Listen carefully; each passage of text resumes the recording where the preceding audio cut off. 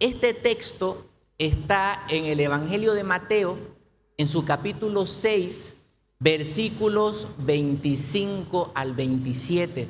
Cualquiera que sea el motivo que a usted le trajo aquí a la mansión, cualquiera sea el tipo de problema o dificultad que usted está atravesando, estoy seguro que este texto calza con lo que usted necesita. Escuche por favor con atención. Dice así, Jesús hablando a sus discípulos: por tanto les digo, no se afanen por su vida, qué han de comer o qué han de beber, ni por su cuerpo, qué han de vestir. ¿No es la vida más que el alimento y el cuerpo más que el vestido? Miren las aves del cielo, que no siembran, ni ciegan, ni recogen en graneros, y su Padre Celestial las alimenta. ¿No son ustedes de mucho más valor que ellas? ¿Quién de ustedes podrá, por más que se afane, añadir a su estatura 1 milímetro? Quisiera repetir el versículo 25 y subrayar esta frase, y vamos a cambiar la palabra afán por estrés, ¿le parece? No se estresen por su vida. Ahora présteme toda su atención. Le quiero proponer 3 consejos, 3 sugerencias, 3 principios que están en la Sagrada Escritura que nos pueden ayudar a manejar de manera apropiada el estrés, el afán, las preocupaciones. El primer principio es que Jesús utiliza lo que ponemos en sus manos para darnos el milagro que necesitamos. Lo voy a repetir. Jesús utiliza lo que nosotros tenemos y ponemos en sus manos para darnos el milagro que necesitamos. Y quiero ilustrar este primer punto con un texto bíblico que habla sobre lo que acabamos de leer, sobre el alimento, sobre el procurar algo y no tener los medios para conseguirlo. Este relato está en el Evangelio de Mateo, en su capítulo 14, y es el milagro de la multiplicación de los panes. El milagro de la multiplicación de los panes, si uno lo lee detalladamente, se va a dar cuenta que es el único milagro que se repite varias veces en los evangelios. No solamente se repite en los 3 evangelios sinópticos, sino que en algunos evangelios ocurre hasta 2 veces. ¿Qué quiere decir esto? Que si es un hecho que se repite varias veces en los textos del evangelio, es porque en él hay una importancia, hay una enseñanza que es apropiada para nosotros. Si algo se da varias veces en los textos bíblicos es porque a través de esto Dios quiere darnos un mensaje y hay que poner atención en él. Entonces, en el Evangelio de Mateo, en su capítulo 14, en el relato de la multiplicación de los panes, hay un desglose o un detalle del proceso que pudiera ocurrir para recibir un milagro de Dios. ¿Habrá alguien aquí que necesite una respuesta de Dios? Nadie. Aquí, 1, 2, 3, yo 4. Yo también necesito una respuesta de Dios. Entonces, este texto nos ofrece algunos pasos, algunas directrices que pudiéramos seguir para recibir una respuesta de Dios. La primera: hay una multitud hambrienta. Dice el texto, usted léalo después en su casa despacio, Evangelio de Mateo capítulo 14, cuenta que hay una multitud, aproximadamente 4,000 hombres muy hambrientos, que han pasado el día escuchando las enseñanzas de Jesús, pero ya el sol va cayendo, la tarde va terminando y deben todos retornar a sus casas, pero antes de irse deben comer algo. ¿De acuerdo? y no hay lo necesario para dar de comer a tanta gente. ¿De acuerdo? Entonces, su necesidad, la situación con la que usted llegó hoy tiene mucha relación con este texto. ¿Por qué? Porque ¿acaso usted no siente que está delante de una situación que es desafiante, que es difícil, y usted mira entre sus manos, en sus bolsillos, ve alrededor y no tiene lo necesario para enfrentar y vencer esa situación? ¿Cómo se siente, por ejemplo, alguien que ha sido diagnosticado con una enfermedad muy grave y no tiene seguro médico? ¿Cómo se siente la persona que tiene compromisos económicos, deudas y los retiran del trabajo? ¿Cómo se siente esa persona que está luchando con un mal hábito, con una adicción y no encuentra en su interior la voluntad necesaria ni la fortaleza para vencer ese obstáculo? La necesidad de un milagro es sencillamente el ser humano delante de una situación que con sus propios medios no puede cambiar. ¿Me da permiso para repetirlo? La necesidad de un milagro es el ser humano delante de una situación que con sus propios medios no puede cambiar. Este grupo de discípulos tenían únicamente 5 panes y 2 peces para alimentar a 4,000 personas. Era una locura pensar que eso puede alcanzar para tanta gente. Sin embargo, lo que es pequeño, lo que parece no hacer nada delante de la situación que usted está viviendo, eso tan pequeño puesto en las manos de Jesús se multiplica y alcanza para cambiar la situación que usted está viviendo.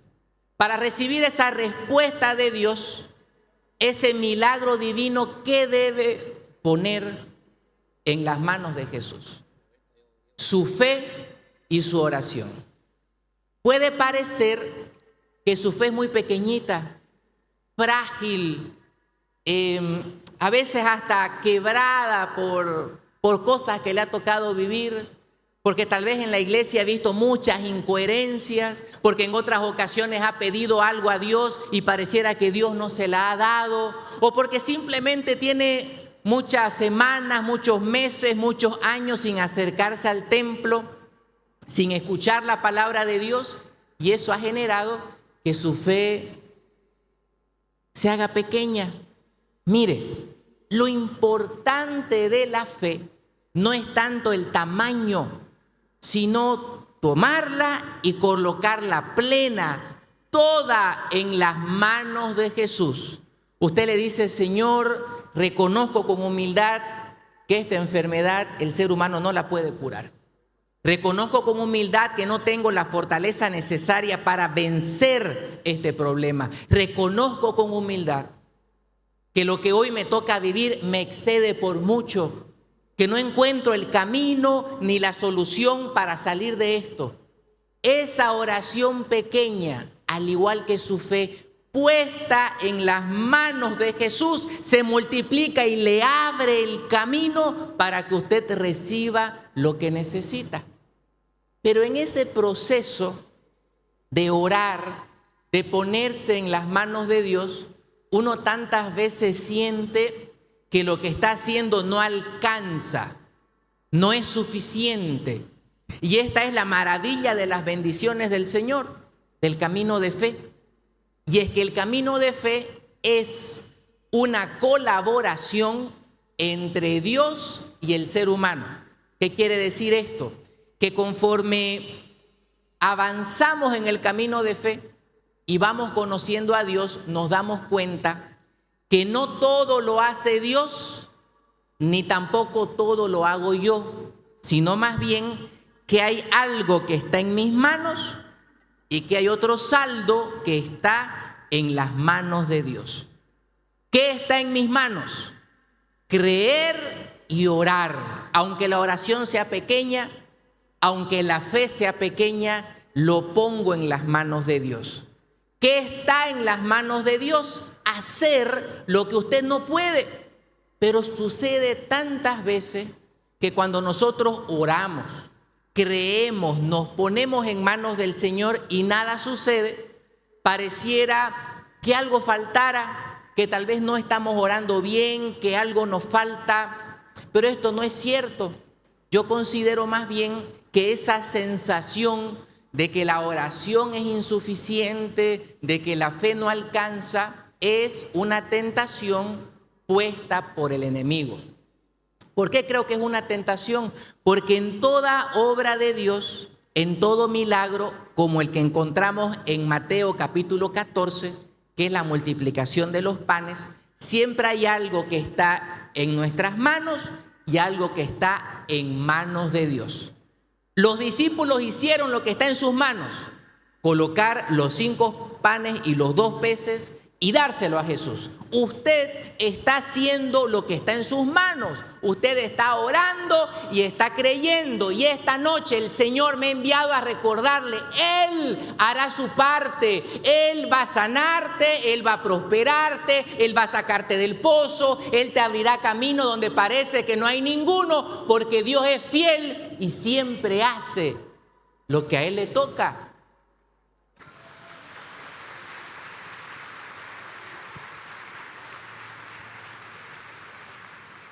Entonces, no se estrese, no se preocupe más de la cuenta. Si usted ha hecho su tarea con diligencia, si usted ha orado, si usted está creyendo, si usted busca a Dios de corazón, muy probablemente no haya nada más que usted tenga que hacer. El saldo, el resto para recibir el milagro está en manos de Dios. Por lo tanto, deje que Él obre.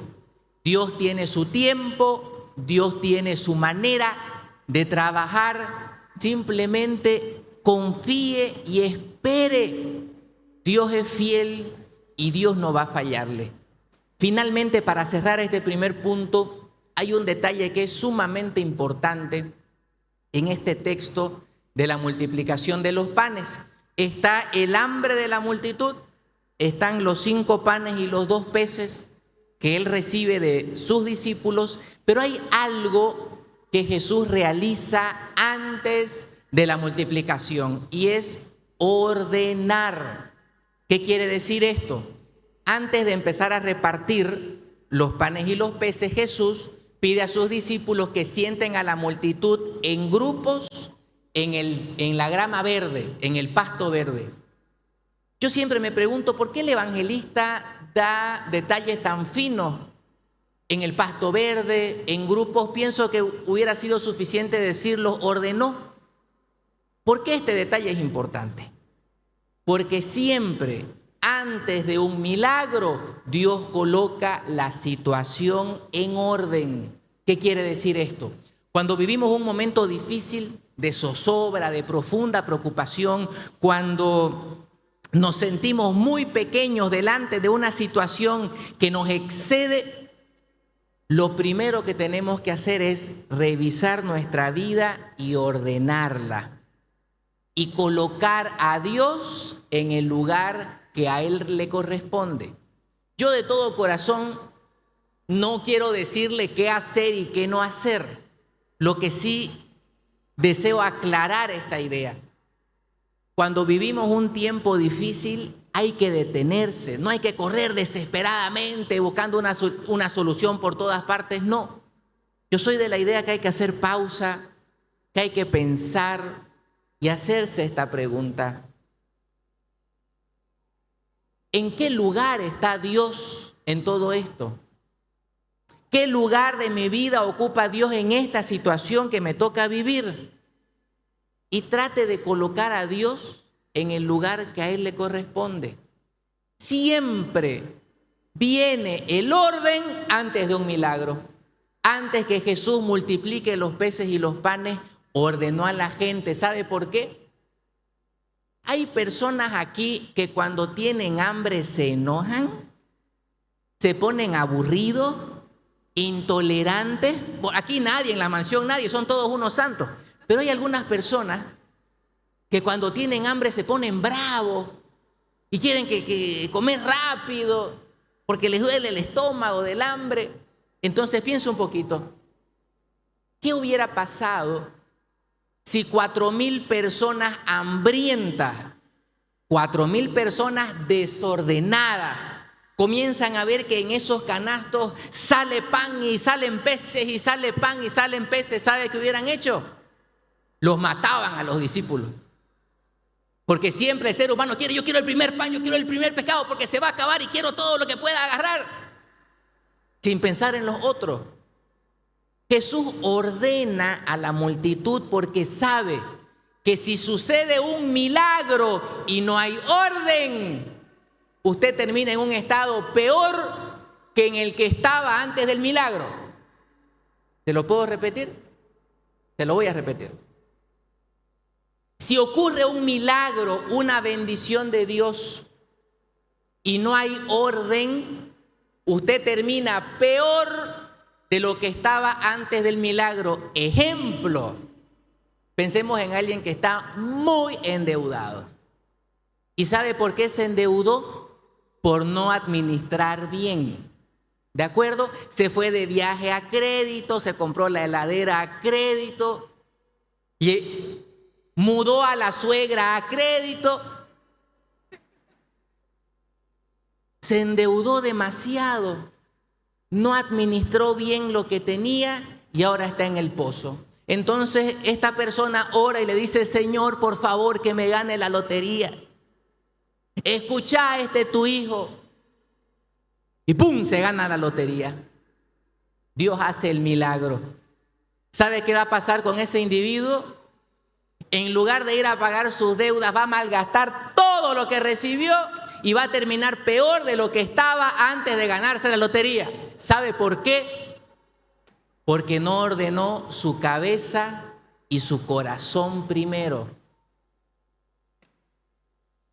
Porque la bendición de Dios en una cabeza y en un corazón desordenados hacen más daño que bien. Por ese motivo, en algunas ocasiones, Dios retrasa ciertas respuestas a nuestra oración porque probablemente nos ve y dice: tengo que esperar que madures un poquito más. Tengo que esperar que te pongas en orden, que aprendas la lección de ese lugar en el que vos mismo te metiste, para que aprendiendo la lección, ordenando el corazón, cuando venga la bendición, pueda administrarla bien. Porque pudiera darse el caso de una persona que está enferma, en una situación delicada, y le dice al Señor: Señor, devolveme la salud. Señor, saname. Pero hay que hacerse esta pregunta: si Dios te sana, si Dios te fortalece, si Dios nuevamente te pone bien, ¿a qué vas a dedicar tu vida? ¿A lo de antes, donde no estaba Dios? ¿O vas a vivir con Dios en el centro? Por eso insisto en esto. Previo a un milagro, lo primero que Dios hace es ordenar las prioridades para que cuando la bendición llegue, haga todo el bien que puede hacer y ese bien no nos haga mal. ¿Estamos de acuerdo? ¿Me sigue? ¿Me hago entender?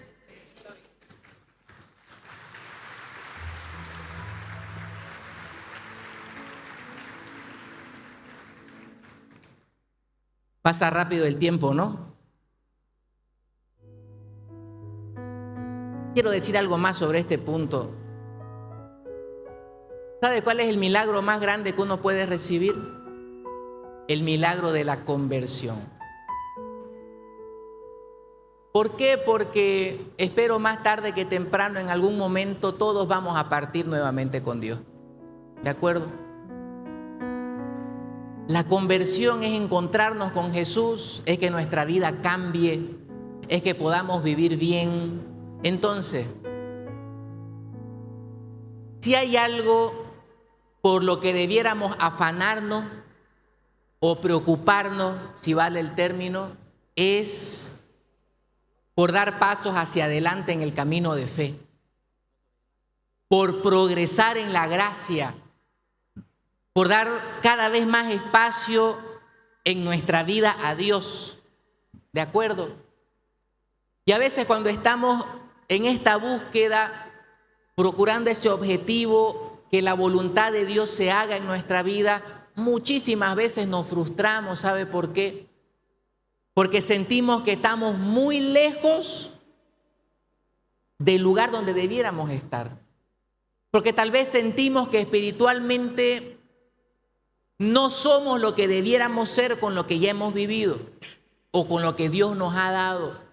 Entonces a veces uno se frustra y dice, ¿por qué no puedo avanzar? ¿Por qué no puedo progresar en el camino de conversión? ¿Por qué no puedo ser mejor? ¿Por qué no puedo ser más bueno? Para usted que se hace estas preguntas, permítame darle una palabra de esperanza. Para usted que quiere mejorar y siente que no puede. Para usted que pone todo de su parte, pero pareciera que ese ideal está cada vez más lejos. Escúcheme con atención. Usted no está donde quisiera estar, pero alégrese porque está en camino. Usted no está o usted no es quien quisiera ser, pero alégrese porque ya está en camino a eso. ¿Por qué le digo esto?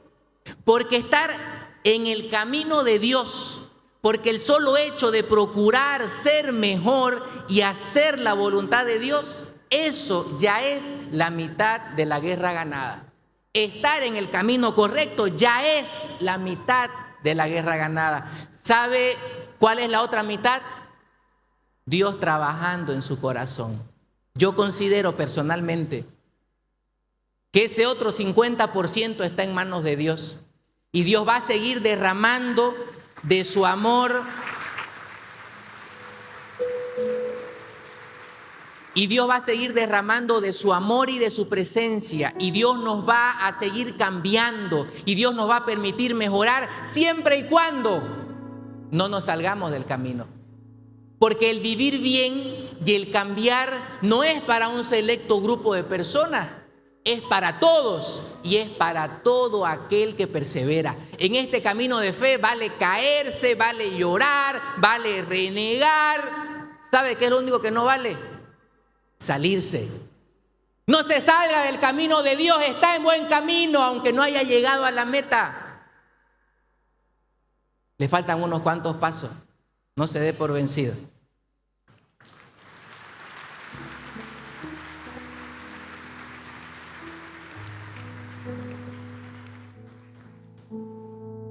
La primera sugerencia para manejar el estrés, recuerde, ponga su fe y su oración en las manos de Dios. Él lo va a multiplicar. Haga su parte, que Él siempre hace la de Él. Lo segundo para manejar el estrés es no malgastar el tiempo. Le puedo ofrecer una idea o un concepto de lo que es el tiempo. El tiempo es, si quiere tomar nota, 2 puntos, la moneda de la vida. En lo que usted invierta el tiempo es lo que va a recibir. ¿Estamos de acuerdo? El tiempo es la moneda de la vida. En lo que usted invierta su tiempo es lo que va a recibir. Entonces, escúcheme con atención. Si el estrés es una preocupación, una inquietud por las cosas de este mundo, es sabio, es prudente acercarse a Dios cada día y aprender de Él cada día. Y no malgastar el tiempo. ¿Por qué? Porque en la palabra de Dios podemos encontrar un sinnúmero de consejos, de principios de sabiduría que nos capacitan para los tiempos malos. Pero ¿qué sucede? normalmente buscamos de Dios, queremos aprender de Él y comenzamos a orar cuando la pasamos mal. ¿Cuántos esta noche podemos ser sinceros, poner la mano en el corazón y decir, busqué a Dios recién cuando se agoté todos los demás recursos? Busqué a Dios cuando la pasé mal. Entonces, pienso que es más sabio cultivar el buen hábito de buscar a Dios siempre, en las buenas, en las muy buenas, en las malas y en las peores. Buscamos a Dios siempre. ¿Por qué? Porque la prudencia nos dicta que paso a paso vamos llenando nuestra mente, nuestro corazón de los principios bíblicos, de la palabra de Dios, que es la herramienta esencial para salir de cualquier problema. Oído a esto, frente a lo que a usted hoy le aflige, usted no necesita que el banco le preste más dinero. Usted no necesita buscar otro doctor, usted no necesita un mejor abogado, usted no necesita cambiar de pareja. ¿Sabe qué es lo primero que usted necesita? Una palabra de Dios que lo llene de esperanza, que lo haga crecer en la fe y lo impulse adelante. La palabra de Dios tiene la potencia, el poder de transformar nuestro interior de tal manera que el primer milagro que sucede cuando estamos en un problema muy duro o muy profundo es que cambia nuestra manera de ver las cosas. El primer milagro que ocurre frente a cualquier milagro que usted necesite es que su corazón y su mente ya son capaces de creer que usted lo va a recibir. Ese es el primer milagro. Aunque la situación alrededor siga exactamente igual o peor, usted ya cambió.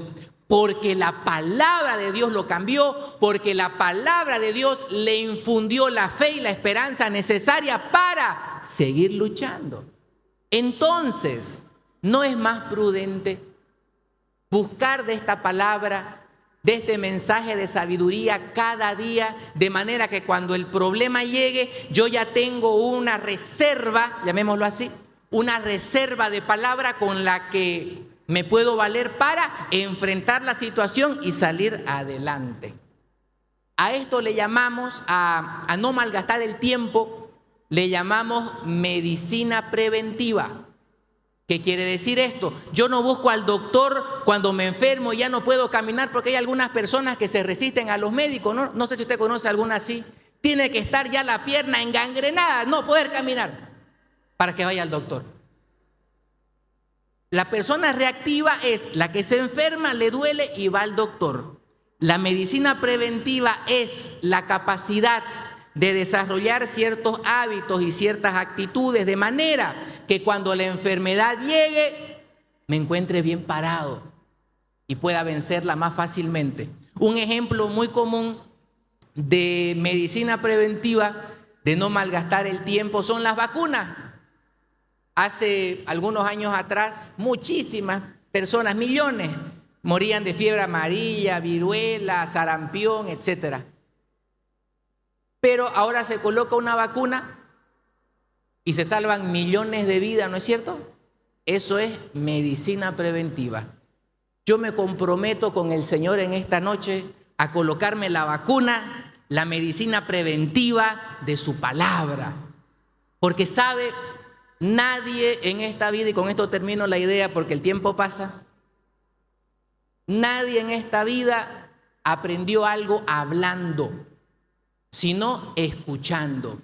Entonces, me hace mucho bien sentarme a escuchar, que alguien me explique la palabra de Dios, que yo pueda nutrirme espiritualmente, que yo reciba ese mensaje. Por eso, asista cada domingo a misa, adhiérase a un grupo de oración, haga del alimento espiritual algo cotidiano, algo que es parte de su vida. Y usted verá cómo paso a paso ese alimento espiritual lo nutre, lo fortalece y le da la capacidad de sobreponerse a lo que hoy está viviendo, y no solamente a lo que hoy está viviendo, sino de tener la fortaleza necesaria para vencer lo que vaya a venir más adelante. ¿De acuerdo?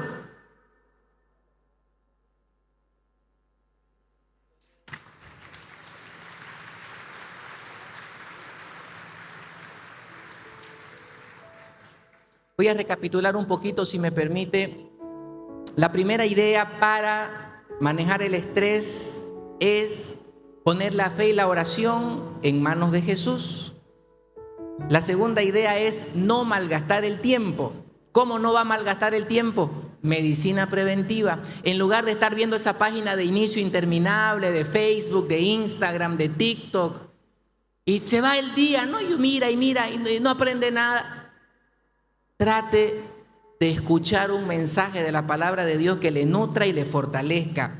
Tercero, y considero que esto es muy importante para manejar bien el estrés, es vivir con paciencia los procesos de Dios. Vivir con paciencia los procesos de Dios. Regáleme 7 minutos para explicarme y termino, porque sé que ya está cansado y quiere ir a su casa a ver la novela de las 9. Ya voy a terminar. Regáleme su atención. Vivir con paciencia los procesos de Dios.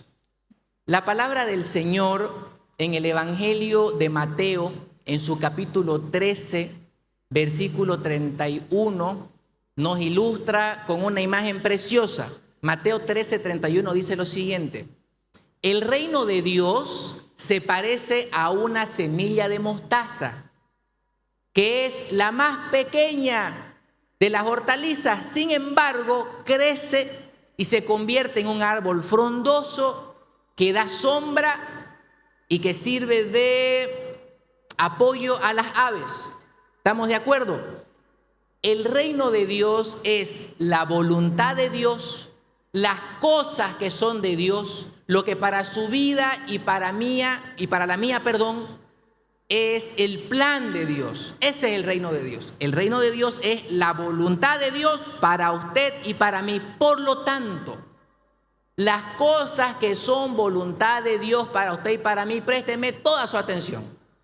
Las cosas que son voluntad de Dios para usted y para mí normalmente tienen inicios pequeños. Si usted está en un tratamiento médico y el doctor le ha dicho siga con fidelidad el tratamiento que se va a poner bien, usted inmediatamente toma el medicamento y no siente ese alivio pleno, dice, el tratamiento no sirve, voy a buscar una segunda opinión. Un ratito. Las cosas de Dios, la voluntad de Dios para usted y para mí tiene inicios pequeños. Muy probablemente Dios ya te está sanando, Dios ya está transformando tu vida, Dios ya está respondiendo a tu oración, pero esa respuesta de Dios es tan pequeña que seguramente no la has visto todavía.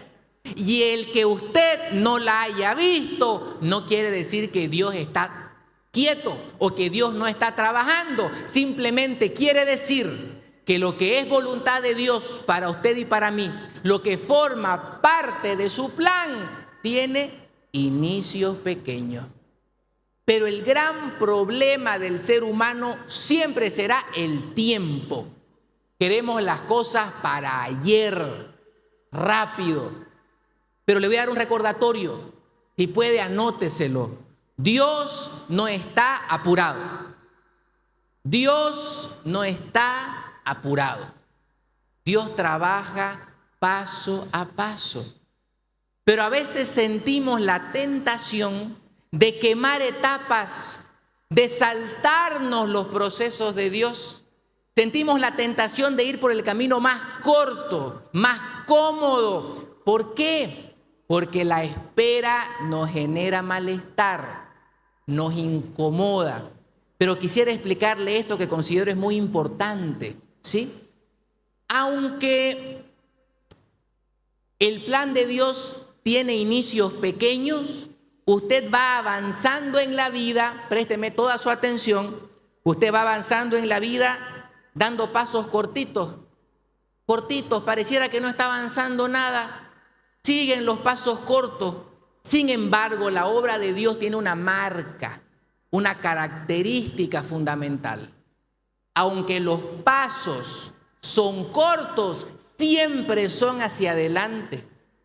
Aunque la obra de Dios crece poco a poco, es una obra en la que ya no hay retroceso, ¿Qué quiere decir esto? Usted puede sentir que en su camino de conversión da pasos muy cortitos. Los cambios son tan pequeños que nadie lo nota, apenas lo nota usted. No importa. Lo importante aquí es que cuando camina en la voluntad de Dios, aunque los pasos sean pequeños, siempre son hacia adelante, porque la obra de Dios es consistente. ¿Qué quiere decir esto? Que la buena obra que Dios ya empezó en tu salud, en tu familia, en tu trabajo, en tu empresa, en ese problema que estás viviendo, esa obra que Dios ya empezó no va a tener retroceso. Usted irremediablemente se dirige directamente hacia la bendición de Dios y eso nada ni nadie lo va a poder detener.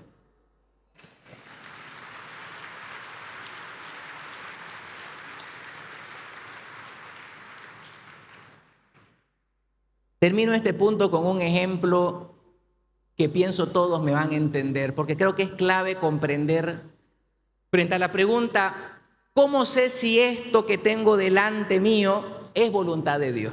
Esa es una buena pregunta. ¿Cómo sé si esto que me ofrecen es voluntad de Dios? Escuche con atención. Cuando lo que te ofrecen es muy grande, muy tentador, muy rápido, desconfíe. Mi abuelita tenía un dicho, no está en la Biblia, pero debería estar. Ella decía, desconfía y acertarás. A ver, si la voluntad de Dios es consistente y son pasos cortos, pero siempre hacia adelante, y llega alguien y te dice, un ratito, no es necesario que des pasitos cortos, yo te ofrezco saltar de aquí hacia allá en un día. Lo que ibas a avanzar en un año, lo vas a ganar en un día. Va a ser rápido, va a ser corto, va a ser cómodo. Desconfíe, ¿sabe por qué? Porque el que quiere avanzar más rápido y llegar más lejos va a tropezar y lamentablemente va a terminar más atrás de donde estaba antes de dar el salto. ¿Le puedo ofrecer un ejemplo? Un ejemplo. Usted trabajó muchos años y juntó su ahorrito y tenía ese ahorrito, 10 años de trabajo, 15 años de trabajo. Y llegó un amigo y te dijo, te ofrezco este negocio. Esos 10 que vos tenés en un mes los vas a hacer 30. Y usted dijo, ay Señor, por fin le llegó el día a este hombre obrero, trabajador. Claro, amigo, toma mis 10. El amigo te ofreció saltar de aquí hacia allá, rápido, cómodo, sin proceso y quemando etapas. ¿Sabe qué pasó? El amigo agarró los billetes, se fue a Estados Unidos, nunca más le contestó y usted sin sus ahorros terminó no donde estaba, sino aquí atrás. ¿Sabe por qué? Porque ahora tiene que trabajar el doble para juntar lo que el amigo se llevó. La tentación, esto escríbalo, escríbalo. La tentación del mal es un problema disfrazado de solución. Te lo voy a repetir. La tentación del mal es un problema disfrazado de solución. ¿Le puedo dar otro ejemplo? Ustedes no quieren, ustedes me dan permiso. Un ejemplo más. ¿Qué tal el señor o la señora que está en malos términos con la pareja, con el esposo, con la esposa?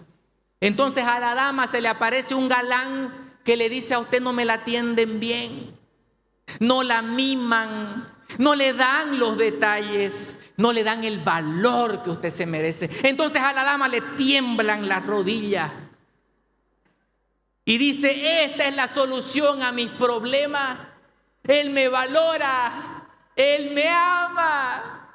Se confunde y piensa que esa es la solución a los problemas que ella tiene. Y cuando se involucra con este hombre se da cuenta que no era una solución, sino un problema disfrazado de solución. Porque ahora no solamente es alguien que vive sin romance, sin detalle y sin valor, sino que es alguien que ya tiene en su frente el estigma que por ceder a la tentación rompió su hogar. Entonces terminó más atrás de donde estaba por no vivir el proceso de Dios, que muchas veces es orar por la pareja, acompañar con fe y buscar de Dios. El camino puede ser más largo, el camino puede ser más difícil, pero es el único camino seguro para vivir bien. Amén.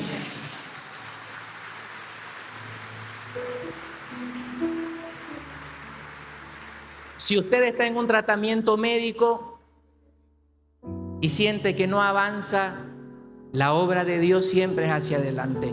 Usted va a salir de eso. Usted va a vencer, usted va a estar bien. Si usted tiene una deuda muy grande, no quiera ganarse la lotería, vaya paso a paso. Siéntese, piense, ¿qué hice para equivocarme? Y resuelva no hacerlo de nuevo. Aprenda, ordene, abra el corazón a Dios. No se deje llevar por la tentación de lo que es rápido, de lo que es fácil, porque Dios no trabaja así. Porque Dios no solamente quiere darnos lo que le estamos pidiendo, sino que quiere enseñarnos lo necesario para no volver a cometer el mismo error. ¿Me sigue? Vamos a orar. ¿Le parece bien? Vamos a encomendar sus vidas, sus intenciones, sus necesidades, tanto las del cuerpo como también las del alma, confiando que el Señor es bueno y generoso, que el Señor en su amor quiere sanarte, quiere bendecirte, quiere darte la luz y la gracia necesarias para vencer la situación que hoy te toca enfrentar. Por eso, con mucha fe, vamos a levantar nuestras manos al Señor y con los ojos cerrados, pero el corazón abierto a Él, vamos a poner en sus manos nuestra fe y nuestra oración. Mi oración puede parecer muy pequeña, insignificante delante de lo grande que es el problema. Pero no es mi oración la que cambia la situación. Es Dios que la recibe. Es Dios que obra respondiendo a esa oración. El poder no es mío, es de Él. No importa lo grave de la enfermedad, lo negativo del pronóstico, lo duro del camino. No importa que te hayan dicho que las cosas no van a cambiar. Dios siempre tiene la última palabra. Y esa palabra de Dios es de bendición. Esa palabra que Dios tiene es de esperanza. Y esa palabra es la que hoy necesitamos para levantarnos, para seguir adelante. Padre del cielo, en el nombre de nuestro Señor Jesucristo, ruego descienda tu gracia en este lugar de la mansión y donde quiera que acompañen esta oración a través de las redes sociales o medios de comunicación. Señor, pon tu mano sobre cada cuerpo enfermo. Descienda tu bendición sobre aquellos que están luchando y dales tu victoria. Bendito Jesucristo, Rey de reyes y Señor de señores. Haz grandes obras en esta noche, trayendo alivio al afligido, paz al atribulado, libertad al que siente que está atado, amarrado y no puede avanzar. Dios del cielo y misericordioso,